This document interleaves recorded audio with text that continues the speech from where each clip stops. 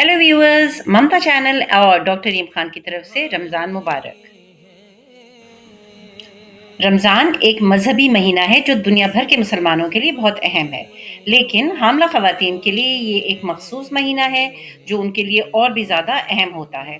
इस वीडियो में हम आपको रमज़ान कैसे गुजारें उसके मुतालिक 3 इम्पोर्टेंट टिप्स प्रोवाइड करेंगे।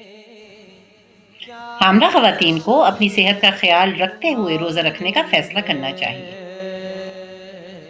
रोज़ा रखने वालों को अपने रोज़ा खोलने के दौरान अपनी खुराक का बहुत ख्याल रखना पड़ता है, खासकर आयरन की रोज़ा खोलते वक्त बहुत ज़्यादा ज़रूरत होती है।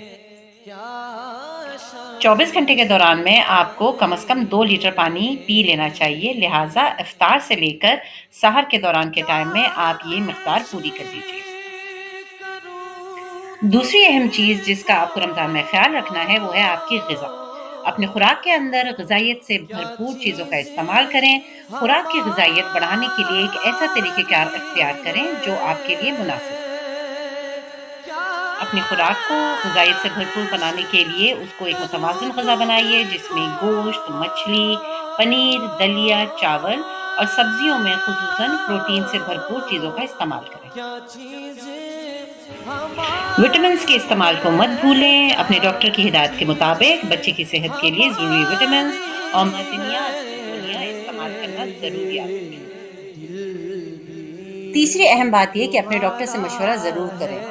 आपको अपने डॉक्टर के मशवरों को मद्देनज़र रखते हुए रमज़ान के रोज़े रखने का फ़ैसला करना चाहिए। रमज़ान के इस पाक महीने में अल्लाह आपको सलामती, खुशियाँ और सेहतमंदी अता फ़रमाए। इस रमज़ान में अपनी प्रेगनेंसी को आसान बनाने के लिए हमारी आइंदा आने वाली वीडियोज़ का इंतज़ार करें और अपना खूब ख़्याल रखें।